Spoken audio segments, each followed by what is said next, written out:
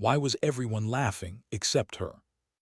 The air inside the mess tent was thick with the smell of powdered eggs, gun oil, and the nervous laughter of men who didn't know what they were really laughing at. Captain Davis stood tall, hands on his hips, voice sharp as a whip. He had been on base less than 2 weeks, yet already acted like he owned the dust, the walls, and the people in them. His uniform was crisp, his rank new enough to still gleam under the desert sun, and his ego untarnished by humility. "Just make sure the coffee's hot and the eggs aren't runny," he said, loud enough for everyone to hear. "That's your mission, specialist. Leave the strategic thinking to those of us with a rank to do it." A low wave of laughter rippled through the tent. Soldiers chuckled over trays of scrambled powder and dry toast. Some laughed because it was safer than staying silent. Some laughed because the man with the captain's bars expected it, but not her. Specialist Eva Rostova didn't even look up. Her dark hair was pulled back into a tight regulation bun, every strand in place. Her face revealed nothing, no irritation, no pride, no fear. She just kept wiping the stainless steel counter, slow and precise, her motions almost hypnotic. Circular, patient, methodical. If the captain expected flinching, he didn't get it. If he wanted anger, he got silence. And that silence unnerved him. He took a step closer, his voice dropping into that smug, performative whisper that officers sometimes used when they wanted to humiliate without shouting. "Are we clear, specialist? Your battlefield is the grill. Your enemy, salmonella. Understood." The laughter came again, this time louder, bolder. Eva paused mid-wipe, her hand hovering over the rag. She turned her head slightly, meeting his gaze for just a moment. Her eyes were gray. Not cold, not warm, just unreadable, like the sky before a storm. "Yes, sir," she said simply. 2 words, perfect tone, perfect discipline, no defiance, no submission. Then she went right back to work. Her indifference only fueled his ego. Davis straightened, clearing his throat as he turned to address the rest of the room. "Now, soldiers, let's remember, every cog in the machine has its function. We can't all be on the front lines." He smiled, that tight smile people wear when they believe they're being clever. "Some of us keep the warfighters fed. That's just as important, in theory." More laughter. And yet, at the far end of the tent, someone wasn't laughing. Command Sergeant Major Blackwood leaned against a support post, stirring his coffee. His eyes, hard and patient, had seen more wars than Davis had seen birthdays. He had the slow, deliberate calm of a man who'd buried too many soldiers and learned when to speak and when to simply watch. And he was watching her. Blackwood's gaze tracked the way she moved, how her stance never shifted, her weight balanced, her feet set apart, not like a cook's casual posture but like a marksman's grounded base. Her eyes flicked toward the tent's entryways in quick, precise glances. She didn't turn her head, just her eyes, always aware of the angles, the doors, the windows, the light. Something about it stirred an old memory he couldn't quite place. A flash of another war, another operator, the same stillness before the world exploded in fire and steel. To the captain, she was a kitchen hand. To the young privates, a background figure. To Blackwood, she was something else, something trained, something dangerous. But for now, he said nothing. The captain's little performance rolled on. He lectured about standards, about discipline from the bottom up, his voice echoing off the canvas walls like a sermon no one wanted to hear. The soldiers nodded, half listening, half counting the seconds until breakfast ended. And all the while, Eva Rostova moved quietly through her duties, refilling trays, checking temperatures, keeping her rhythm steady, a ghost among the noise.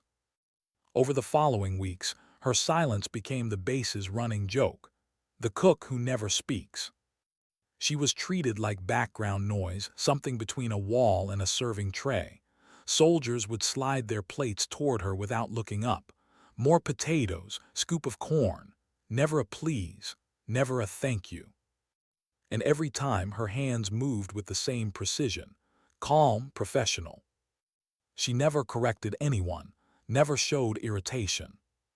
Captain Davis, emboldened by his small audience, made a habit of stopping by the serving line to toss little insults disguised as leadership.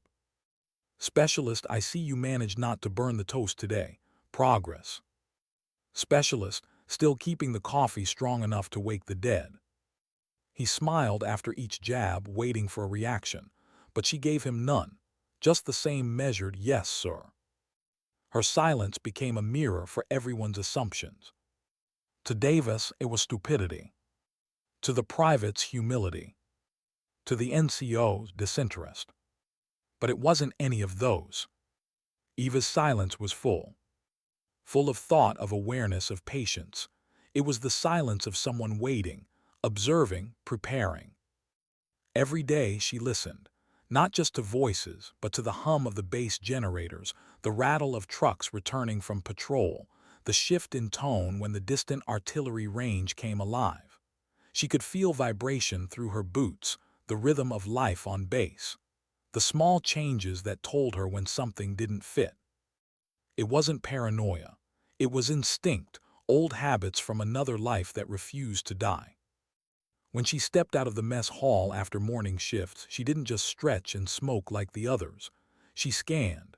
She noted wind direction, the way the sun cast its shadows across the wire, the blind spots. She didn't even realize she was doing it. Training that deep becomes muscle memory. And then one morning, it all made sense. The first mortar round hit 300 meters south of the wire.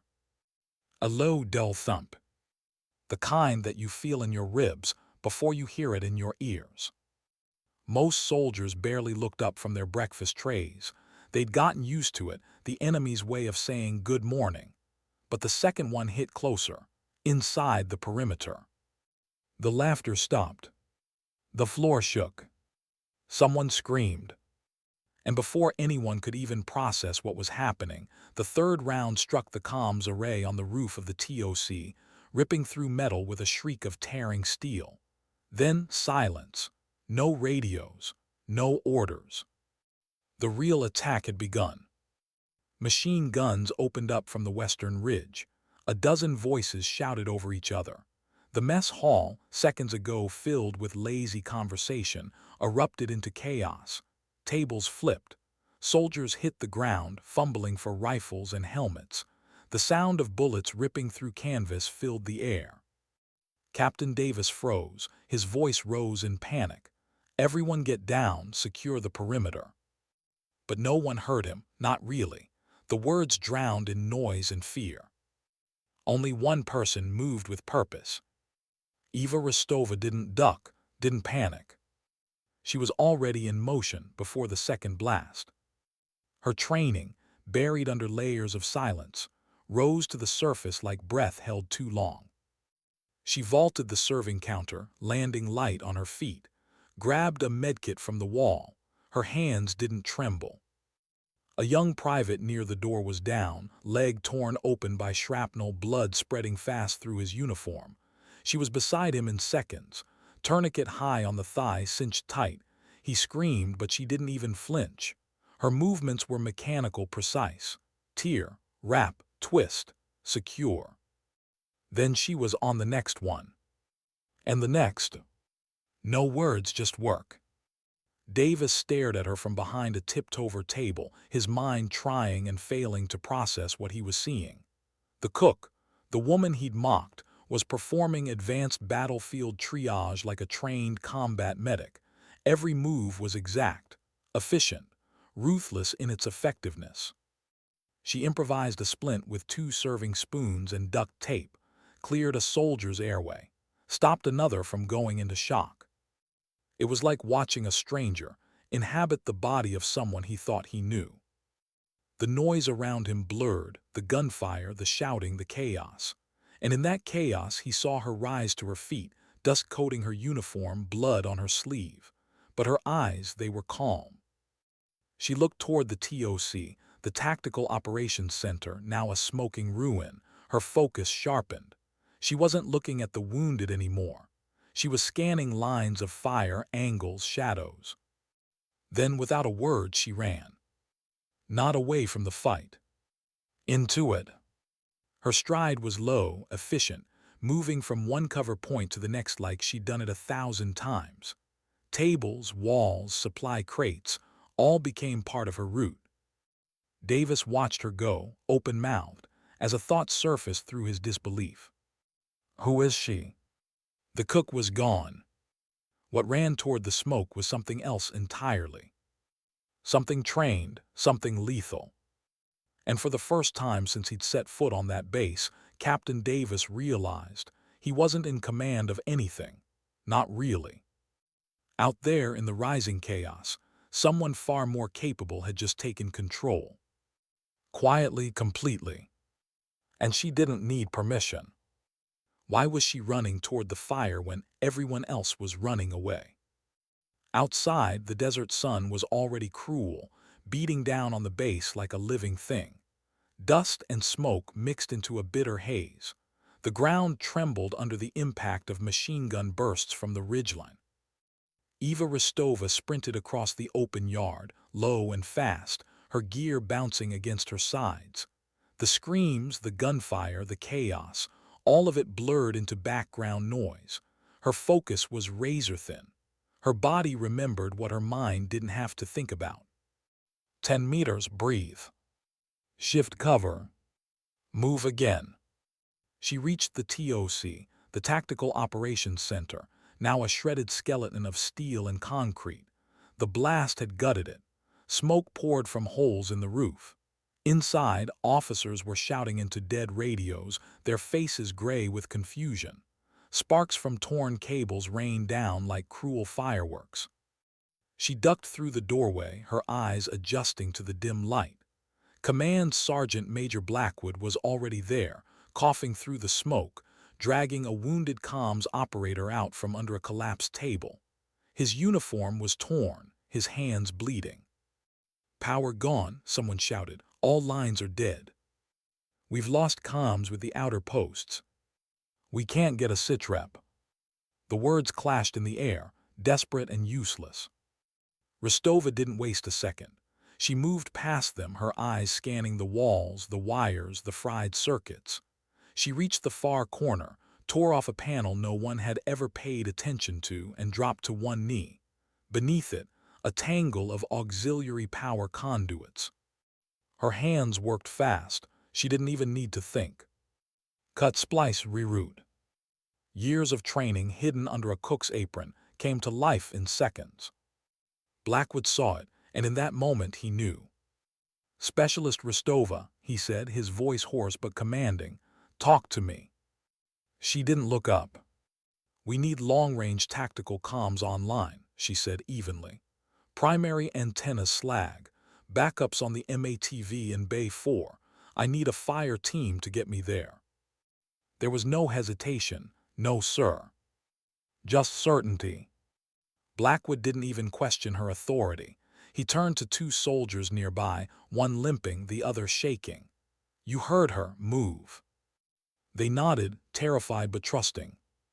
Outside, the attack was intensifying. Gunfire from 3 directions now. Bullets ricocheted off concrete. Mortars walked their way closer to the barracks. The perimeter was folding. As Rostova rose to move, a scream tore through the air. Machine gun nest, West Ridge. Blackwood's head snapped toward the sound. A new stream of tracer fire ripped across the courtyard, shredding sandbags and tearing through anything that moved. They were pinned. Rostova's voice came low, controlled. 200 meters, elevated, suppressing fire won't work, too exposed. She glanced down, saw a body. A fallen sniper, the M210 rifle still clutched in his hand. Without hesitation, she knelt. Gently removed the weapon from his grasp, checked the chamber, slapped the magazine. Then she crawled toward the fortified window. Blackwood froze. Captain Davis, who'd followed her here, could only stare. The cook knelt, scoped to her eye, her face calm in the middle of a battlefield. Her breathing slowed, her shoulders settled. every muscle in her body aligned with quiet precision. She wasn't holding the rifle. She was the rifle. Her left hand supported the forend with the delicacy of someone handling glass. Her right index finger rested on the trigger guard, never rushing. Her cheek pressed against the stock. Davis whispered, disbelieving, "What the hell is she doing?" Blackwood's eyes narrowed, "Winning us 10 more minutes." Through the cracked glass, Rostova tracked the rhythm of the enemy gunfire. Bursts, pauses, adjustments. Every shot formed a pattern, and patterns could be solved. She inhaled deeply, exhaled slowly, and in that breathless pause, when her pulse steadied and the world shrank to the length of a rifle barrel, she squeezed. One shot. A single, perfect crack cut through the chaos. The recoil nudged her shoulder like an old friend. Then silence. The machine gun nest went dead. The tracer fire stopped midstream. Dust drifted in the still air. For a heartbeat, no one moved. Then cheers erupted from the defenders outside. The relief was raw, almost disbelieving. Rostova cycled the bolt, ejected the casing, already scanning for her next target. Davis stepped forward, his voice barely audible over the noise of returning gunfire. That's not possible." Blackwood looked at him, his expression hard as stone. "Son," he said quietly, "you have no idea what's possible." The tide began to turn. Freed from the suppressing fire, the small fire team made their run toward Bay 4. Rostova covered them with crisp, deliberate shots, each one precise, each one earned through discipline. By the time they reached the MATV, she was already giving orders. Patch power through secondary, check the antenna feed, run the long-range band through the auxiliary relay. Her voice cut through the static, calm and unshakable. Within minutes, a burst of life hissed from the radio, static, then a voice, then clarity. "Vigilance, this is Guardian Actual, Sitrep." Blackwood grabbed the mic, but Rostova was already dictating. "Multiple casualties, perimeter breach contained, enemy fallback likely in progress, request immediate medevac and ordnance disposal team." Her tone was clinical, detached, but under the surface there was something else, a pulse of quiet grief. Because she'd seen this before, too many times. She moved from station to station, coordinating medics, checking wounded, directing suppressive fire where needed. She didn't yell. She didn't command with volume. She commanded with precision. Every order made sense. Every action saved lives. By the time reinforcements arrived from the nearby outpost, the base had stabilized. Smoke still hung thick in the air. The wounded were being evacuated. The enemy had retreated into the hills. The battle for FOB vigilance was over. But the real shock hadn't hit yet. Rostova walked back into the mess hall, stepping carefully through shattered glass and scattered trays. Her hands, still steady, helped a medic clean blood from the floor. The same hands that had once stirred batter now carried the memory of lives saved and taken in the same day. Captain Davis watched her from the doorway. His uniform was torn, his confidence gone. For the first time since taking command, he had no words. Across the base, soldiers whispered. Stories were already forming in real time. The cook took down the ridge gunner. She ran into the TOC like she knew every circuit. Who the hell is she? Blackwood didn't entertain guesses. He walked straight to a terminal in the ruined command post, sat down, started typing. Name, service number. Rostova Eva. The file appeared, and as soon as he saw it, he froze. Captain Davis leaned over his shoulder. At first, he didn't understand what he was looking at. Then the color drained from his face. Most of the file was blacked out. Redacted lines, classified stamps, whole paragraphs erased. But the visible parts were enough. Name, Rostova Eva A. Rank, specialist, administrative reduction. Primary MOS, 18D Special Forces Medical Sergeant. Secondary MOS. 18B Special Forces Weapons Sergeant. Qualification Courses: SFQC Honor Graduate SEER Advanced Sniper Combat Diver Freefall Parachutist. Awards: Silver Star, 3 Bronze Stars with V Purple Heart. Last Operation: Phantom Scythe Classified. Blackwood printed the page, his jaw tight, eyes burning with restrained fury. He turned and walked out into the sunlight, paper clenched in his hand. Davis followed hollow-eyed. Outside, the base was quiet now, eerily so. Soldiers moved among the debris, gathering brass, treating wounds, clearing rubble. The adrenaline had drained away, leaving exhaustion and disbelief. They all saw him coming. The command sergeant major, striding through the yard like a storm about to break. He stopped in front of her. Eva Rostova stood near a truck, sleeves rolled, hair disheveled, a smear of blood across her cheek. She was helping a medic reset a splint on a wounded corporal's arm.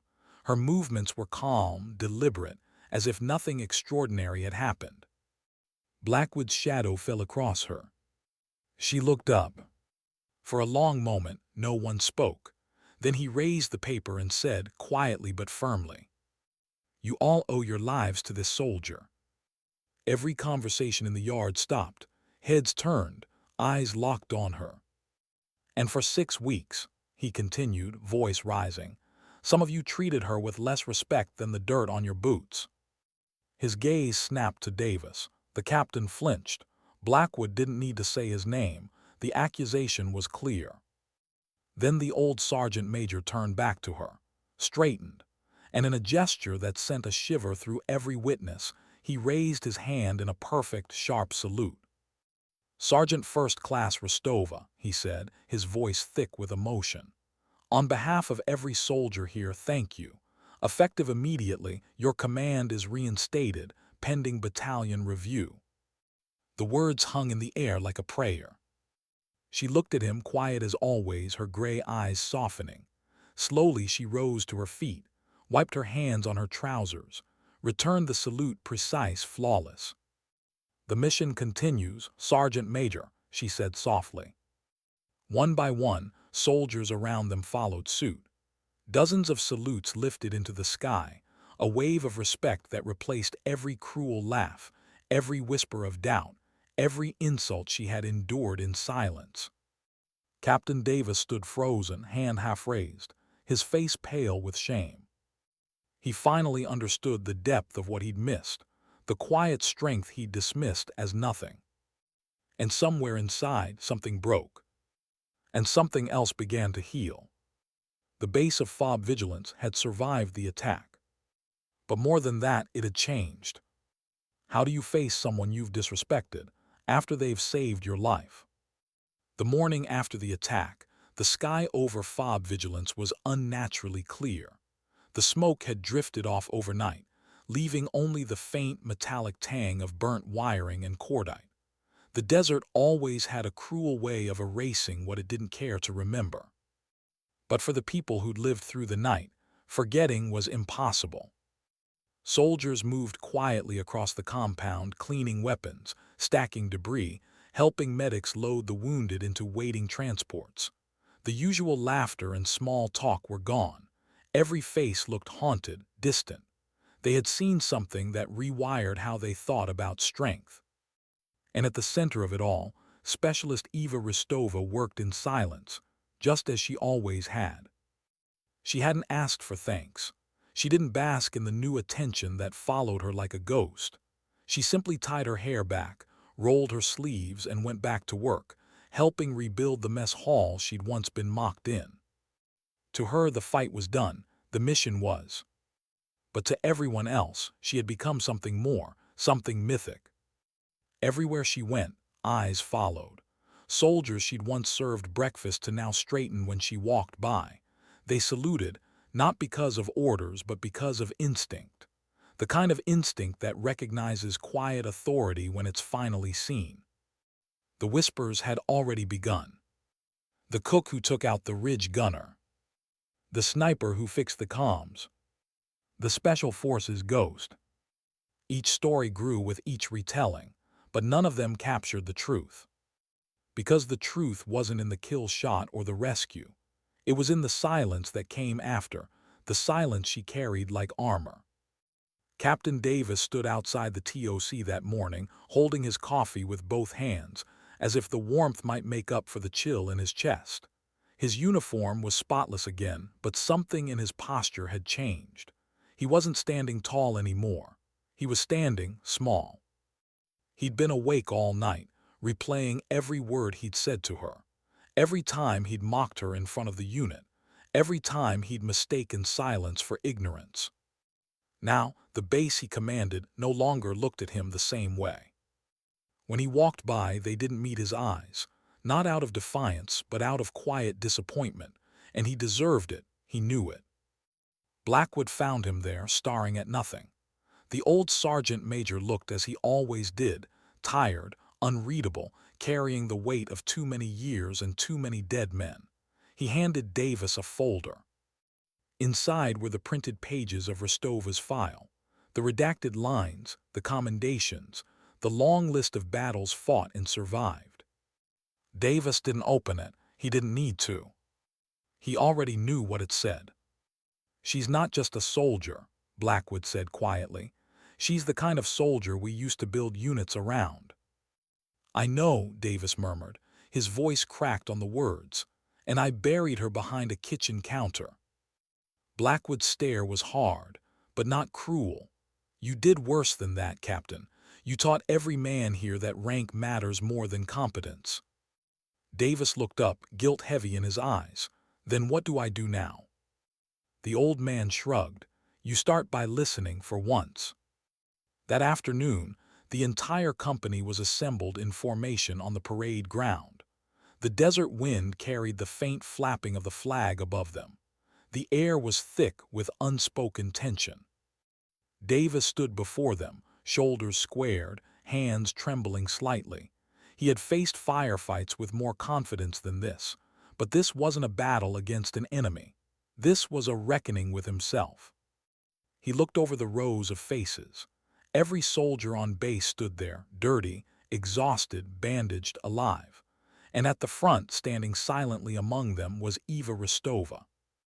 She didn't stand out by design. No medals, no grand gesture, just the same simple uniform, sleeves rolled, chin high, eyes calm. Davis took a breath. His voice, when it came, wasn't loud. It didn't need to be. "Yesterday," he began, "I failed as a leader." The wind stilled. Even the flag seemed to pause. "I judged a soldier not by their ability, but by their station. I dismissed competence because it didn't wear the insignia I expected. I let arrogance blind me to what strength really looks like." He looked directly at her now, his eyes burning with shame and something close to respect. "Sergeant Rostova," he said, using the title she'd earned long before he ever met her, "I was wrong, and for that I apologize. To you and to every soldier who ever watched me confuse volume with leadership." For a long moment, no one moved. Then Rostova nodded once, sharp, simple, professional. "Apology received, sir," she said softly. There was no anger in her tone, no triumph, no vindication. Just acknowledgement. That single gesture hit harder than any speech could. From that moment, the culture of FOB vigilance began to shift, slowly, subtly, profoundly. The mess hall became something different. Where soldiers once came to complain about rations and tease the quiet cook, they now came with respect in their eyes. They stood straighter in line, spoke politely, called her sergeant. And somehow, food even tasted better. Not because the recipes changed, but because the meaning did. The mess hall wasn't just a place to eat anymore. It was a reminder. A reminder that behind every uniform, every patch, every rank, there was a story you didn't know. Rostova's story had become doctrine. Young infantrymen came to her quietly, plates in hand, asking questions they didn't know how to ask their own instructors. "Sergeant, how do you keep your aim steady under fire?" "Sergeant, how do you stop shaking when it gets bad?" She never lectured, never turned it into a lesson. She would simply demonstrate slowly, precisely, how to breathe through fear, how to anchor your mind when chaos screams around you. "Don't fight the shaking," she'd tell them softly. "Use it, it means you're alive." The medics came too, asking about trauma control, about field improvisation. And she'd show them with the same calm voice how to pack a wound, how to stop bleeding with torn fabric, how to trust instinct over panic. She was teaching them all, but no one called it that. It was just conversations in passing, wisdom disguised as casual advice. Her humility did what no briefing ever could. It changed them. Even Captain Davis found himself drawn to her presence. He stopped making speeches, stopped trying to impress, started listening. He'd visit the mess hall quietly in the evenings, standing near the door while she worked. Sometimes he'd ask questions. "Why didn't you tell me who you were?" She'd keep working, stirring a pot of chili, answering without looking up. "Because it didn't matter, sir." That answer humbled him more than any reprimand ever could. Weeks passed, then months. The base healed. The bullet holes were patched, the craters filled. The routine returned, but not the same as before. Something in the air had changed. The laughter around the tables was different now, quieter but warmer. The jokes had softened. There was less arrogance, more camaraderie. Soldiers treated mechanics, medics, cooks, and clerks with the same respect they gave the trigger pullers. The story of the cook who saved the base spread beyond FOB vigilance, trickling through the network of dusty outposts like a whispered gospel. No one exaggerated the details. They didn't need to. The truth was powerful enough. It became a legend not of heroism, but of humility. One night long after lights out, Rostova sat alone outside the mess tent, a mug of black coffee cooling in her hands. The desert wind hissed softly through the wire. Blackwood approached, his boots crunching the sand. He didn't say anything for a long time, just sat beside her, two soldiers staring out at the dark horizon.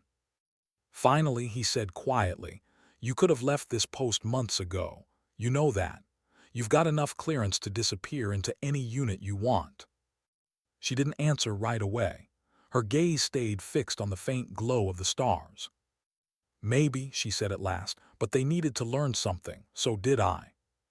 Blackwood nodded. He didn't press. He didn't have to, he understood. "Sometimes," she added softly, "you have to stand still long enough to see what kind of leader the silence makes of people." He smiled faintly at that. "You think Davis learned?" She took a slow sip, eyes on the horizon. "I think he's trying, that's enough." The night settled around them again, quiet, still, endless. And somewhere deep inside, she felt something she hadn't in years. Peace. Not the absence of conflict, but the presence of understanding.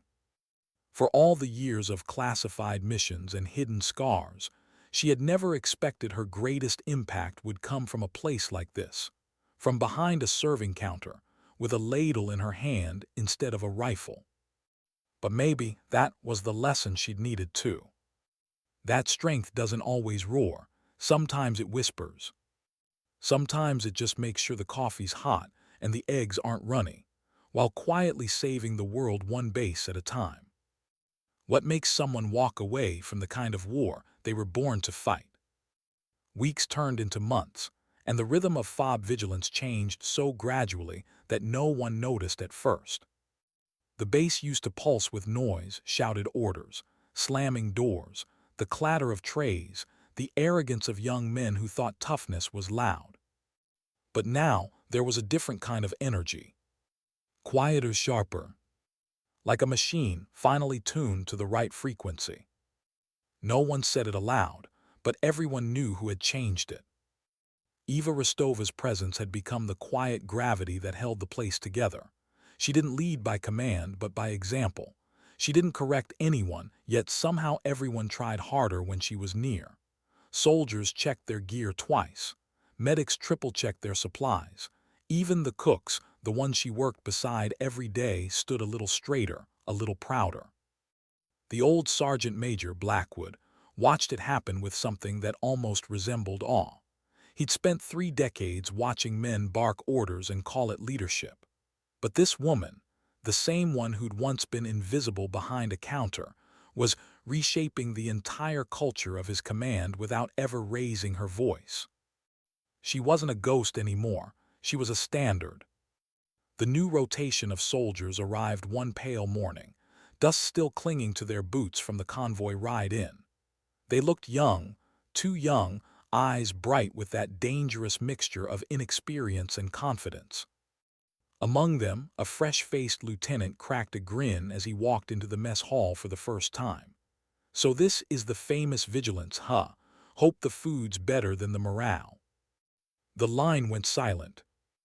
A master sergeant nearby, one of the few who'd been here during the attack, turned to face him slowly. His expression made the young officer's smirk die on his lips. "Lieutenant," the older man said evenly, "you're about to be served by a living legend. I suggest you remember your manners and address her as sergeant. In this mess hall, we don't judge people by the apron they're wearing." Confused, the lieutenant stepped forward and saw her, the woman behind the counter, ladling stew with quiet precision.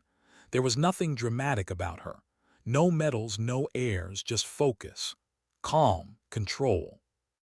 And yet, every soldier who passed her treated her like she wore a general's stars. The lieutenant straightened, stammering slightly. Good morning, Sergeant." Her eyes lifted for the briefest moment. She gave a small nod. "Morning, Lieutenant." Her tone wasn't cold, just steady. The kind of steadiness that came from someone who didn't need to prove anything anymore. He didn't know who she was yet, but he could feel it, the gravity of respect she carried. He didn't joke again. As the weeks passed, she became more than just a presence. She became a legend that lived within the walls. Soldiers told her story to new arrivals like a parable. The tale always began the same way: there was a cook once, and ended with a single, timeless lesson: respect everyone. You never know who you're standing beside.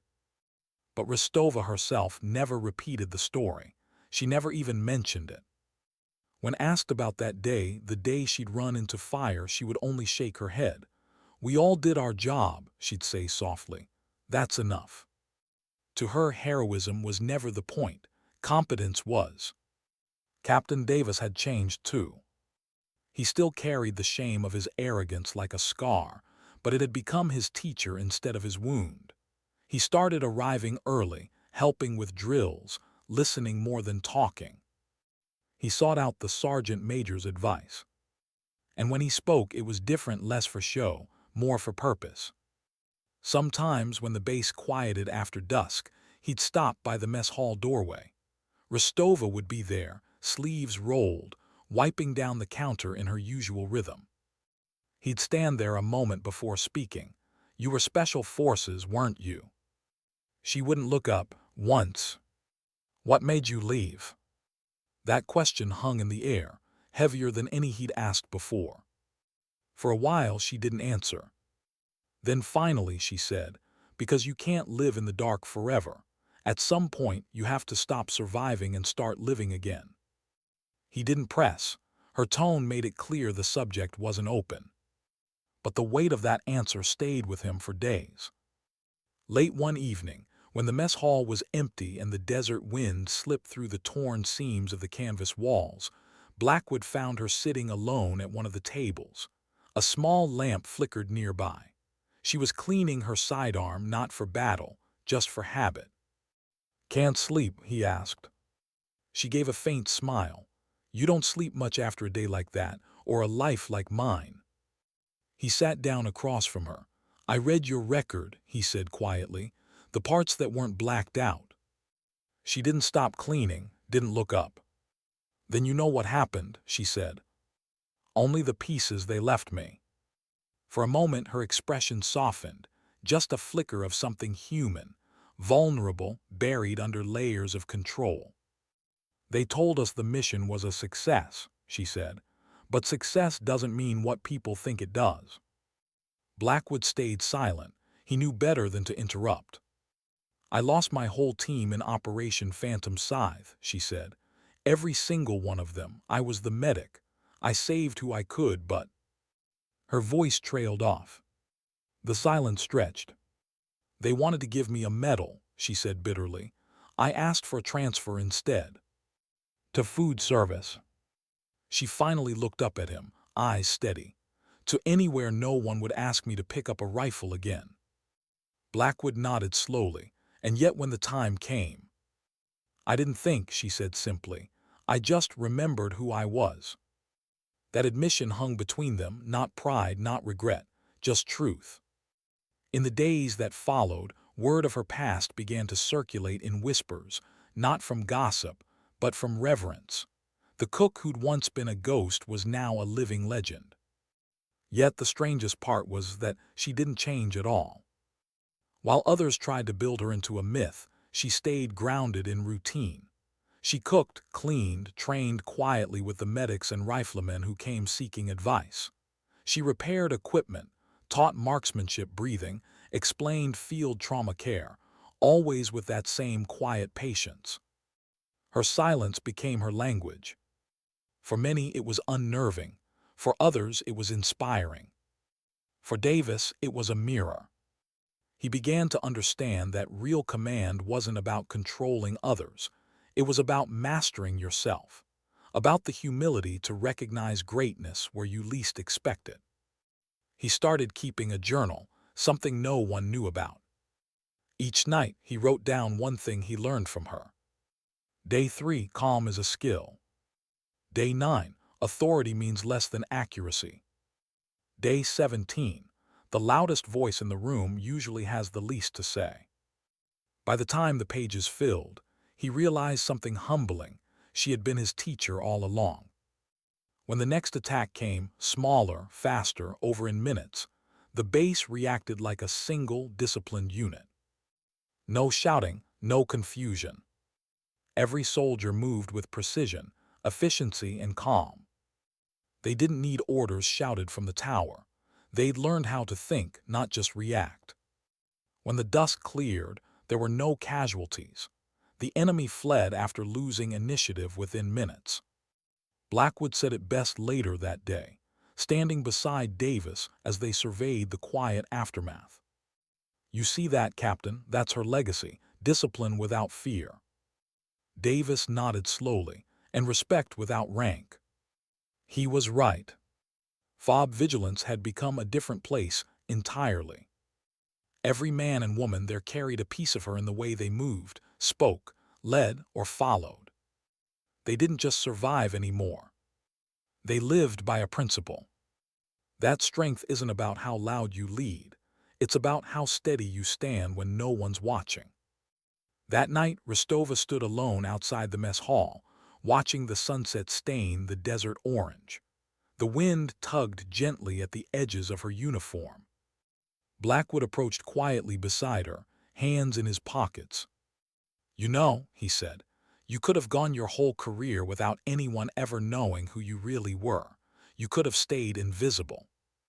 She smiled faintly. Invisible isn't peace, Sergeant Major. It's just another kind of prison. He nodded, so what now? Her eyes followed the horizon, endless, quiet, unknowable. Now, she said, now I just keep doing the work.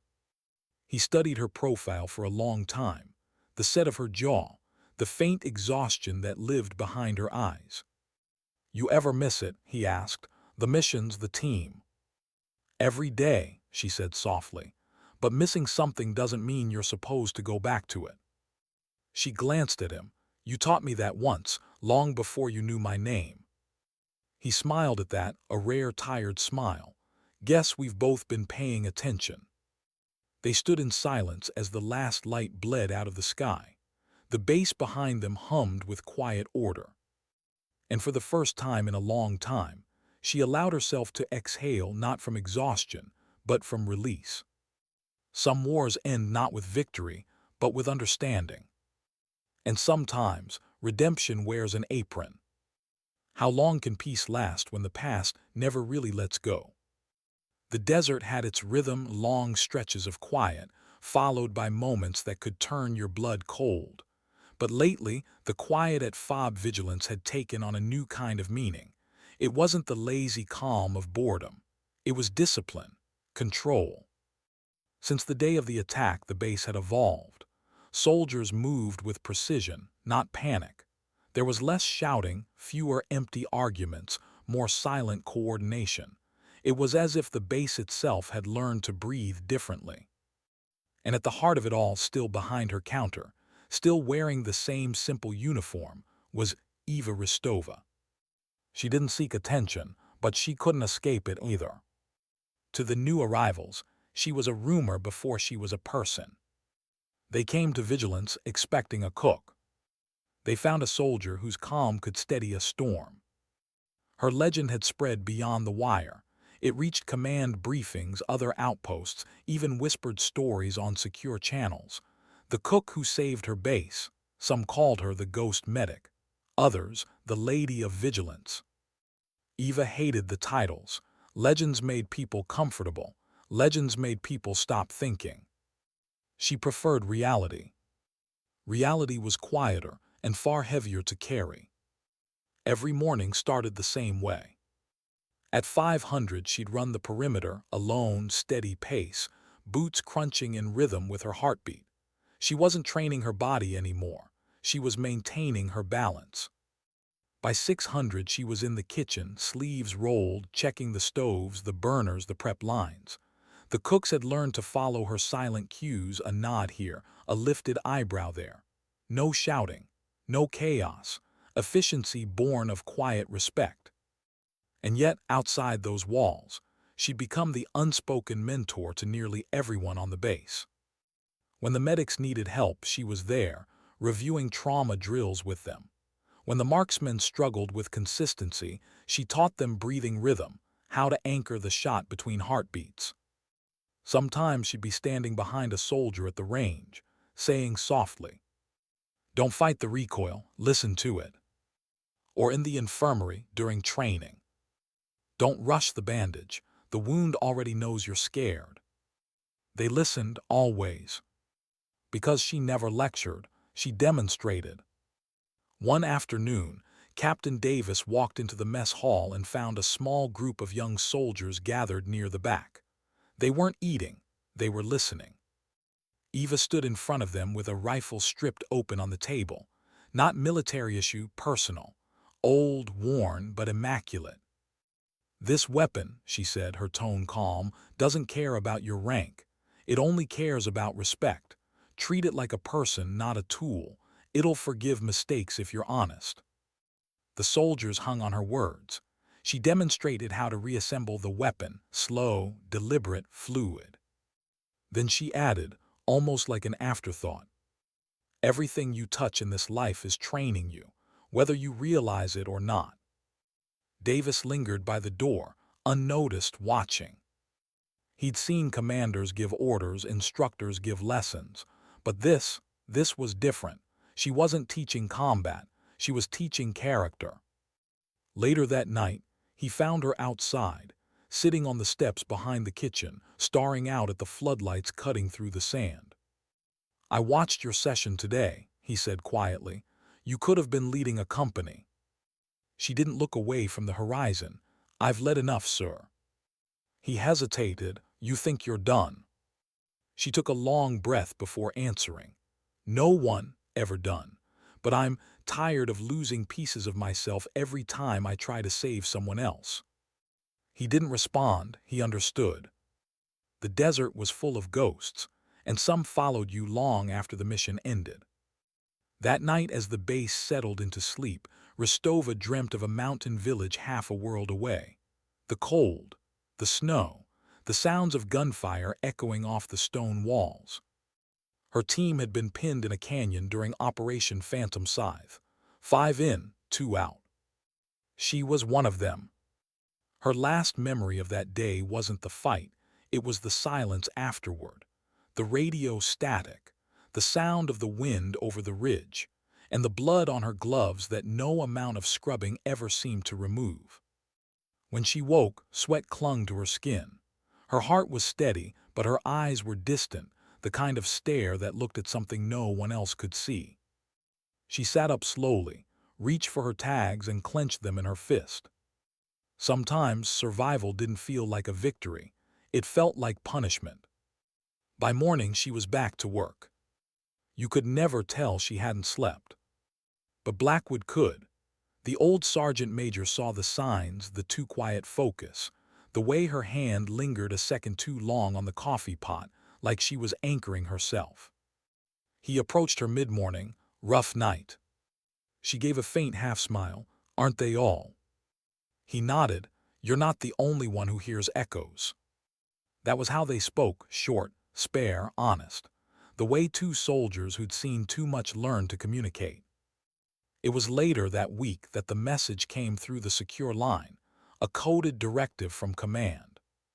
Blackwood read it first, his eyes narrowed, then he went looking for her. He found her in the back of the kitchen, rolling up sleeves, her hands stained with oil and flour. "Command wants you reassigned," he said. She froze, slowly turned to face him. "Reassigned." He handed her the paper. "Special detachment, intelligence request. They've reviewed your record." Her eyes flicked over the document. Her expression didn't change, but something behind it hardened. "So they found a use for the ghost again," she said quietly. "They're asking," Blackwood said, "not ordering. The choice is yours." For a long moment she said nothing, just stared down at the words. Then she folded the paper once cleanly and slid it back across the counter. "My place is here," she said. Blackwood studied her, knowing there was more behind that choice. "You sure about that?" She nodded. "Let the war keep its ghosts. I'm done feeding mine." He didn't argue, but as he walked away, he knew it wasn't that simple. No soldier ever really leaves the field. They just find quieter battles. That evening, Davis approached her again. "You turned it down." "Yes, sir." He exhaled. "I don't know whether to call that brave or foolish." "Neither," she said. "It's just necessary." He looked at her, the calm, the discipline, the scars that never showed but were always there. "You really believe peace can last in a place like this?" he asked. She looked past him, toward the soldiers eating dinner, laughing softly, cleaning weapons, checking gear. "For them, maybe. For me." She shrugged. "Peace isn't about what lasts. It's about what you build before it ends." He didn't have an answer for that. Days turned into a new kind of normal. And yet the past had a way of testing even the strongest silence. One afternoon, a supply convoy came through the main gate. Among the personnel was a man in civilian tactical gear, sharp, clean-cut, eyes hidden behind dark lenses. He carried himself like someone who knew too much and cared too little. When he saw her behind the counter, he paused. "Eva Rostova," he said quietly, "didn't think I'd see you again." She looked up, and for the first time in months, her calm faltered. "Colonel Vance," she said flatly.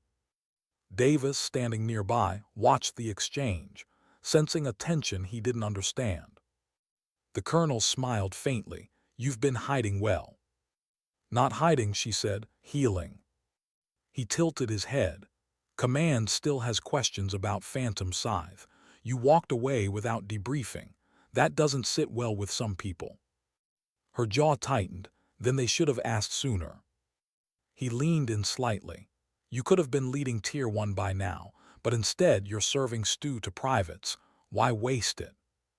Her response came soft, even but cold enough to cut through the air. "Because sometimes the most dangerous thing you can do is keep fighting when the war's already over." He stared at her for a long moment, then straightened. "Your choice," he said finally, before turning to leave. Davis watched him go, confusion written across his face.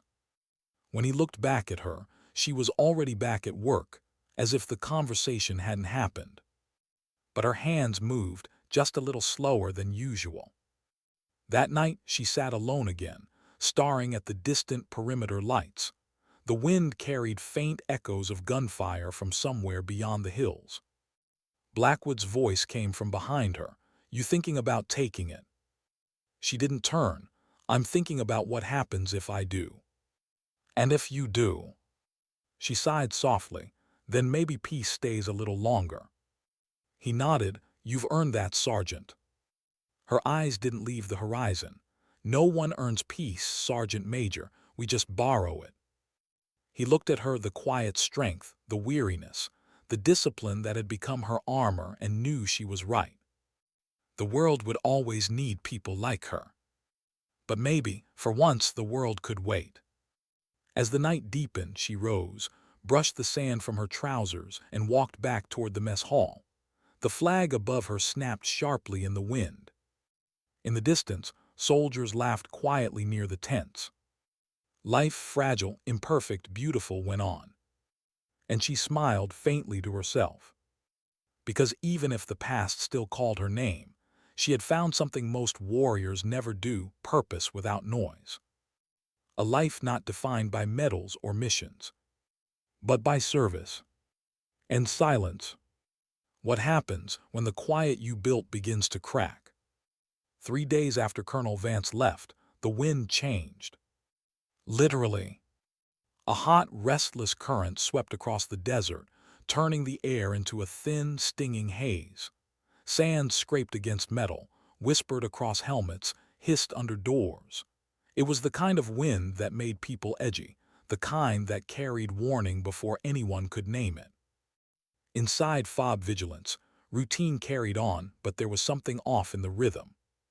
Conversations cut short, laughter that didn't quite ring true. The new soldiers felt it first. The veterans recognized it instantly. Something was coming. Eva Rostova felt it too. The air pressure, the silence before the static. The same feeling she'd known in mountains and jungles and ruined cities. That pause before the storm arrives.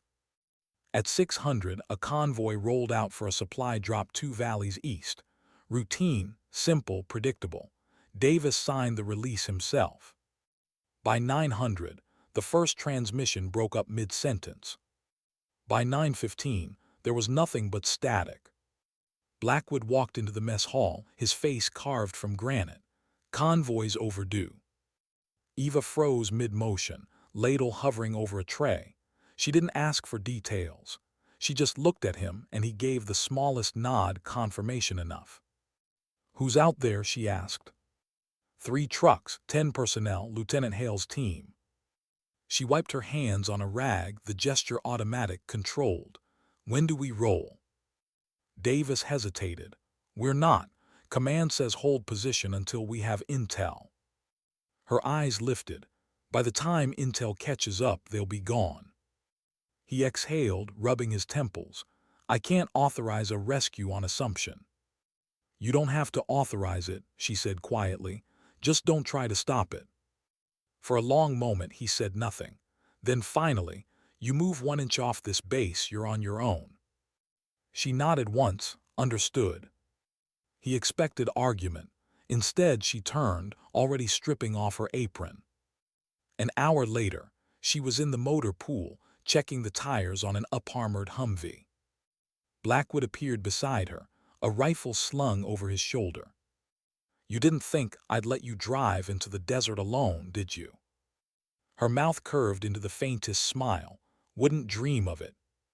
He climbed in, muttering, "Damn fool mission all over again." The engine growled to life, headlights cutting through the dust. Behind them, Davis watched from the gate, jaw clenched. He could have ordered them back, could have stopped them, but something in him knew better. Sometimes leadership meant trusting the right people to disobey you. They followed the tire tracks until the wind erased them. The desert was endless, dunes rolling like waves, sky a white furnace overhead. The radio hissed useless static. For 2 hours, nothing. Then in the distance, black smoke curling upward. They crested a ridge and saw it. 1 truck overturned, another burned to a frame, the third riddled with bullet holes. Blackwood killed the engine. The silence afterward was deafening. Eva stepped out first, rifle low, eyes scanning. Bodies too near the truck, another slumped by a tire, the rest gone. She knelt beside one of them, fingers on his neck, cold. "Ambush," she murmured. Blackwood crouched beside her. "You think they took prisoners?" "Maybe, or maybe they ran." She pointed to faint boot prints leading away from the road. "We follow." He frowned. "You realize this could be bait." Her voice stayed steady. "Everything worth saving usually is." They moved out on foot, slow, deliberate, rifles ready. The trail wound between low dunes and scrub, then into a rocky outcrop. The air shimmered with heat. Then came the sound, faint, metallic, a single burst of gunfire. Blackwood dropped to a knee, scanning. Contact 11 o'clock. They crept forward, using the rocks for cover. Through the scope, Eva saw them, 2 survivors from the convoy, pinned down behind a wrecked jeep, exchanging fire with half a dozen insurgents dug into the ridge. No time to think. She raised the rifle. Wind 5 knots, distance 250. Blackwood grunted. "You do this often." "Sometimes between breakfast shifts." She took the shot. One round, clean, silent precision. The nearest shooter dropped. Then another and another. Within seconds, the ridge went quiet. The rescued soldiers stared as she and Blackwood approached, weapons still hot. One of them blinked, voice shaking. "You're the cook." Eva gave a small nod. "Lunch is going to be late." By the time they returned to the base, the sun was sinking. The convoy survivors rode in silence, eyes hollow from shock and disbelief. At the gate, Davis stood waiting. He didn't speak. He just saluted, a single gesture of respect that said everything words couldn't. When she climbed out of the Humvee, she handed him the casualty list. Only 2 names, out of 10. He scanned it, jaw tight. "You saved 8 people." She shook her head. "We lost 2. That was always how she counted. Later that night, the base gathered in the yard, a quiet vigil for the fallen. Candles flickered in tin cups, their glow trembling in the wind. Davis spoke first, voice steady but low. "We honor those who stood their ground and those who went after them when command said stay. Sometimes rules keep us safe. Sometimes they keep us from doing what's right. Tonight, we remember the difference." He looked toward her. She didn't step forward, didn't say anything, just stood at the edge of the light, her face unreadable. But every soldier knew what she'd done. And somehow, that silence meant more than any speech. After the ceremony, Davis found her sitting by the memorial wall, the wind tugging gently at her hair. "You didn't have to go," he said. Her eyes stayed on the horizon. "I did." He sighed. "You keep saying you're done with war, but it keeps finding you." She smiled faintly. "Maybe that's how I know it's not done with me yet." He sat beside her. For a while they didn't speak. The desert was quiet again, but it wasn't peace. It was the fragile stillness between storms. Finally he asked, "When you saw that convoy, what made you move?" "Instinct." She turned to him, expression soft. "Responsibility, the kind you don't retire from." Then, after a pause, "You would have gone too." He looked down. "Maybe before I met you, now I'd stop to think first." She smiled. "That's growth, Captain, don't lose it." In the following days, the base carried itself differently again, not out of fear but pride. The rescue became another story whispered through the ranks. And though she hated stories, she couldn't stop them from spreading. Every generation needs a myth, and Eva Rostova had become theirs. But myths come with a price, the loss of privacy, of peace. People started looking to her for every answer, every decision. They forgot she was human. And that, more than any firefight, was what began to wear her down. One night she sat in her bunk, staring at a letter official seal, her name printed in cold black type. The same offer as before, only now it wasn't an invitation. It was a summons. Redeployment request, Operation Phantom Revisit. Her pulse slowed. They wanted her back. Back to the shadows she'd spent years escaping. She folded the letter carefully and slid it into her locker. Then she whispered, almost to herself, "Not yet." Outside, the desert wind picked up again, rattling the tin roofs and humming through the wire. Davis walked the perimeter alone, checking posts, his mind heavy. He looked toward the mess hall, lights still on. Through the window, he saw her cleaning the same counter she'd cleaned the first day he met her. For a moment, he saw both versions of her at once, the quiet cook and the silent warrior. And he realized something profound. Peace wasn't her destination. It was her battlefield. She fought for it every day, not with bullets or blades, but with patience, restraint, and the quiet conviction that dignity doesn't need applause. And as long as she stayed here, this base, this small outpost of discipline and decency in the middle of nowhere, would remain her mission. Not a mission assigned by command. A mission chosen. The hardest kind of all. How long can a person stand between two worlds before one finally pulls them back? The letter stayed unopened for 3 days. Not because she didn't know what it said. She knew every word before she even broke the seal. It wasn't an offer this time. It was a recall. Special Operations Command didn't ask twice. Operation Phantom Revisit. A reactivation order for the survivors of Phantom Scythe, or what was left of them. Eva Rostova stared at the letter on her bunk. The same stamp, the same font, the same ghosts. She fought wars in jungles, deserts, cities, but the hardest battles were always fought in silence. And this one had come for her again. Blackwood was the first to notice the shift. The way she lingered at the window during morning prep, the way her shoulders seemed a fraction heavier. He didn't ask at first. He knew that look, the stare of a soldier hearing ghosts whisper in daylight. By the second day, he found her outside the mess hall, alone, staring at the flagpole as the wind snapped it to life. "Orders came in, didn't they?" he said quietly. She nodded once, didn't turn. "Same operation." "Yes." He blew out a long breath. "And they want you back." She finally looked at him, calm but tired. "They want closure. I'm just a name they can attach to it." He studied her for a moment, then said, "What are you going to do?" "I don't know," she said softly. "Part of me wants to burn the letter. The other part wants to finish what I started." He nodded slowly. "Both parts sound like you." She almost smiled at that, almost. When Captain Davis heard about the recall, his gut twisted. He found her sitting alone in the motor pool, cleaning a rifle she hadn't used since the last attack. The weapon gleamed in the low light, stripped, oiled, precise. He watched her for a moment before speaking. "You're going, aren't you?" She didn't look up. "It's complicated." He stepped closer. "Then uncomplicate it for me." She paused, hands stilling. "They're reopening Phantom Scythe. They think there's unfinished business. Intelligence says some of the players are still out there. And you. I'm one of the few who knows what really happened." He frowned. "Then tell me." Her eyes lifted, cold and distant. "You don't want that story, Captain."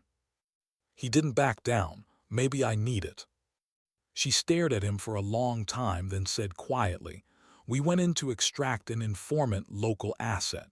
Command said he had intel that could end an insurgent network before it spread. They were wrong. It was a trap." Her voice stayed level, but her eyes betrayed something deeper, an ache carved into the bone. "They hit us from 3 sides. Snipers, mortars. We held for 6 hours. I watched my medic partner die trying to save a civilian who wasn't even real. We called for evac. It never came." She looked down at her hands, fingers tightening. "When command finally got through, there were 2 of us left, me and a body I refused to leave behind." Davis swallowed hard. So now they want you to go back there. She nodded, to clean the mess they created. He shook his head slowly, and if you do, they'll send someone else, someone who doesn't know the ghosts. He could hear the war still alive in her voice, simmering under layers of control. You could die out there, he said quietly. She met his eyes. I already did.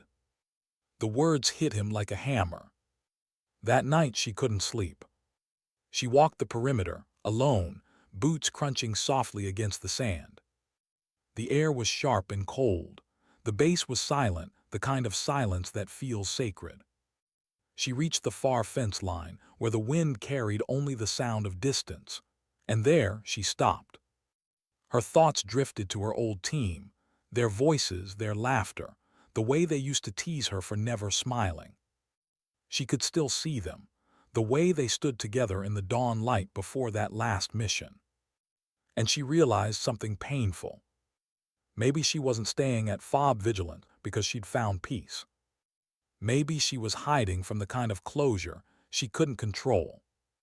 Her hand went to the tags around her neck. She rubbed them gently between her fingers, the edges worn smooth with time.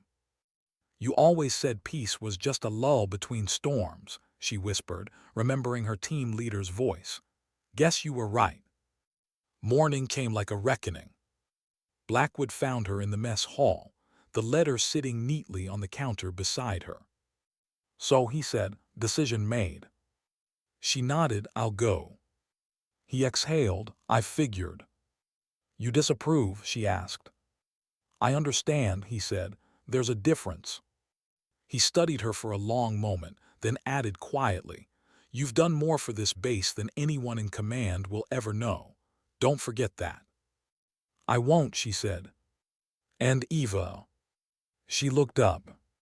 Come back. The faintest flicker of warmth crossed her face. I'll try.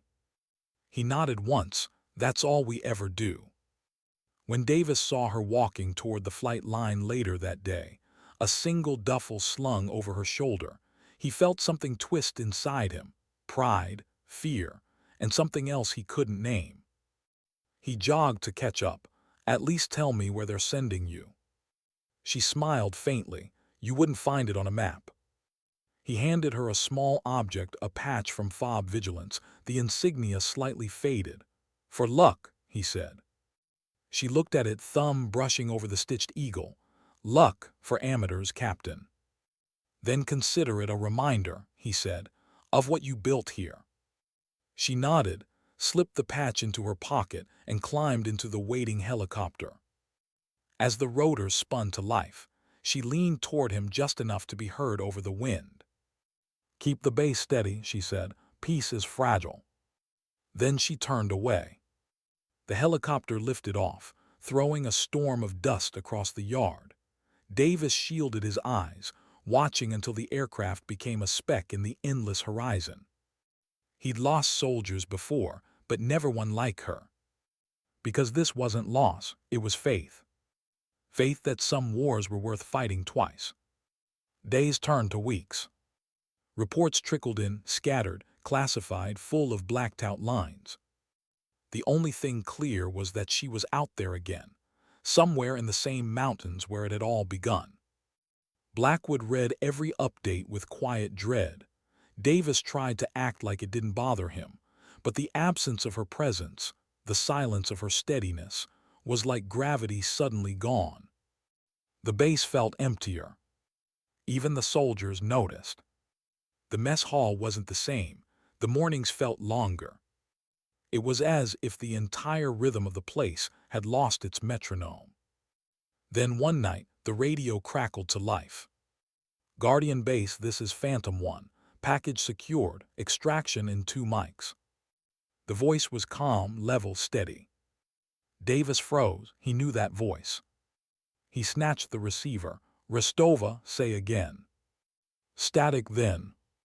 Tell Blackwood the mission continues. Then silence. The comms cut, the signal died. And for a long time, no one spoke. 2 days later, an encrypted report came through command channels. Mission success. Hostile cell neutralized. All U.S. personnel accounted for. One operator injured.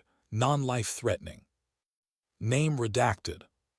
Blackwood closed the file, eyes stinging more than he'd ever admit. She's alive, Davis said quietly behind him. Blackwood nodded once. Of course she is. He looked out toward the desert, where the sun was bleeding into the horizon. Women like that don't die easy. They just disappear when the world's quiet again. Davis smiled faintly. Maybe she'll come back. The old man shook his head. Maybe she was never supposed to stay. Weeks passed. Life at FOB Vigilance went on. The drills, the meals, the patrols, all of it back to rhythm. But something lingered in the air, a story, a lesson, a name. The new recruits still heard it on their first day. They'd see the plaque above the serving line, the one with the polished brass casing mounted in wood. And they'd read the words etched beneath it. The day the cook taught us what strength looks like. Some said she was still out there somewhere in the sand, working under a name no one knew. Others believed she'd finally retired, found peace in some quiet corner of the world. But those who'd served under her, who'd seen her steady hands, her calm eyes, her silent courage, they knew better. Eva Rostova didn't chase peace. She protected it. And when it broke, she rebuilt it. Because for some people, purpose isn't a job, it's a calling. And hers would never fade. How do you measure a life lived in silence? By the medals never worn, the battles never spoken of, or by the peace left behind when the noise finally stops. Months had passed since anyone last heard her name.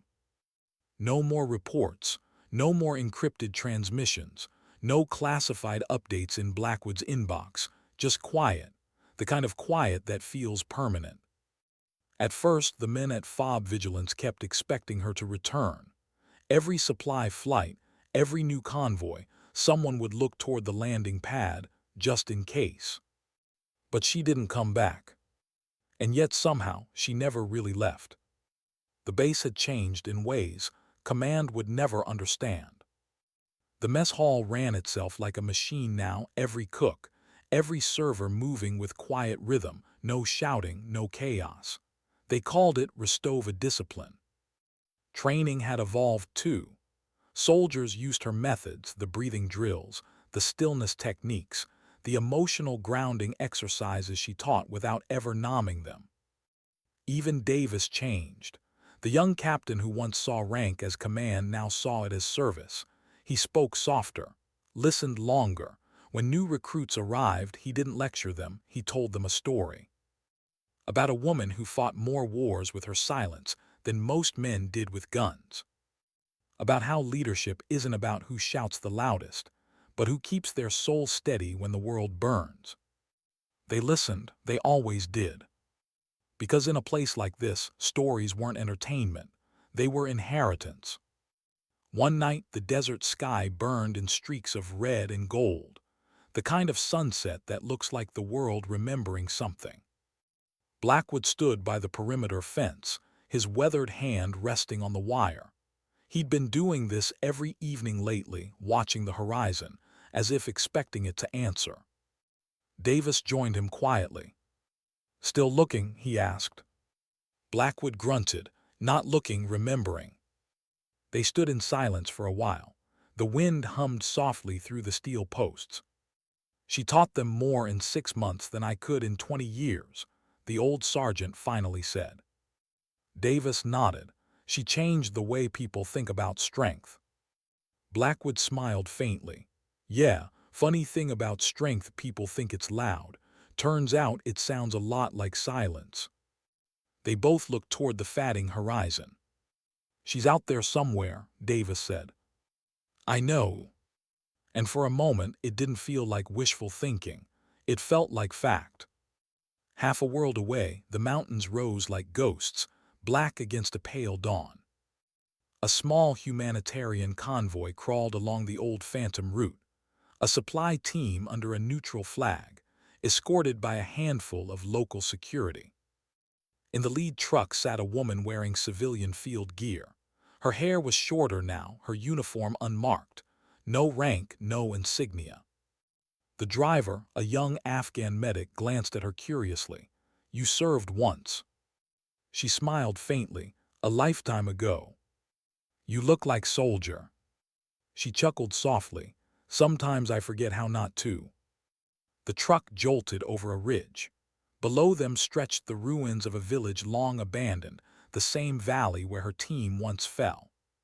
She stared at it quietly. The wind moved through the rocks like memory. The medic spoke again, softer this time. "You lost people here." She nodded. He didn't ask more. He didn't need to. Because some faces tell the story before words ever do. They stopped near a crumbling wall, unloading crates of food and medicine. Local children peeked out from the rubble, cautious at first, then curious. She knelt, offering one a ration bar. The little boy hesitated, then took it. His smile, small, uncertain, hit her harder than any explosion ever had. And in that moment, she understood something that had taken her entire career to learn. Peace wasn't an event. It was a choice. One you had to keep making, every day, even when no one was watching. By evening, the convoy was packing up. The medic walked over, wiping sweat from his brow. "We leave before night. Road not safe." She nodded. Then she looked one last time at the valley, the place that had taken so much from her and somehow given something back. A strange calm washed through her, the kind that didn't demand forgiveness, just acceptance. She turned to the medic and said quietly, "Let's go."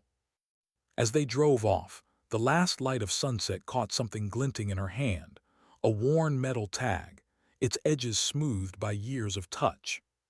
She slipped it into her pocket and leaned back, eyes on the horizon. Her war was over. But her mission, that would never end. Back at Fob Vigilance, Davis received a parcel 3 weeks later. No return address, just a small box wrapped in brown paper. Inside was a folded note and something wrapped in cloth. The note was written in neat, deliberate handwriting. "For the mess hall wall, keep it clean, keep it quiet. E.R." He unwrapped the cloth. Inside was her old combat knife, blade polished, handle worn smooth. On the side, faintly etched, were 4 words. "Peace demands its guardians." Davis stood there for a long time, staring at it. Then he carried it to the mess hall. He gathered the soldiers, placed the knife beneath the plaque, and read the inscription aloud. No one spoke, no one moved. But every person in that room stood a little straighter that night. Weeks turned into months. The desert shifted again, new faces, new rotations. Life went on. But the legacy of Eva Rostova lingered, not as myth, not as rumor, but as rhythm. In every quiet act of discipline. In every soldier who paused before reacting. In every meal served with steadiness instead of haste. She had changed something fundamental, not in the world, but in the people who lived inside it. And that kind of change never fades. One evening, Davis wrote a report, his final one before transfer. At the bottom, he added a line that wasn't protocol but truth. "Strength is not the noise of command but the silence of conviction. We learned that here, from her." He closed the file, signed it, and walked out into the night. The stars burned bright over the desert, same sky, same wind. But the world felt different. He thought of her somewhere out there, maybe still moving through valleys, maybe teaching, maybe just breathing easy for once. And for the first time, he smiled without sadness. Because he finally understood what she'd been trying to teach all along. You don't have to be seen to make an impact. You just have to be steady.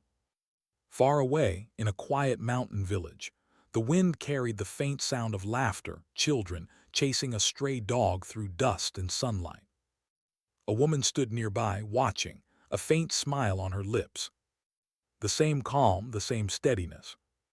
She wore no uniform now. Just peace, plain, unadorned, hard-won. The world wouldn't remember her name. It didn't need to, because real heroes don't live in headlines. They live in the habits of those they've touched, in the courage they've inspired, in the silence they've left behind, strong, steady, unshaken. And as the sun dipped behind the ridge, she turned to the horizon, that endless line between what was and what's still possible, and whispered a single line, almost like a prayer. Sometimes dignity doesn't speak, it simply acts. Then she walked on, her shadow long and quiet across the sand, leaving behind no footprints but peace.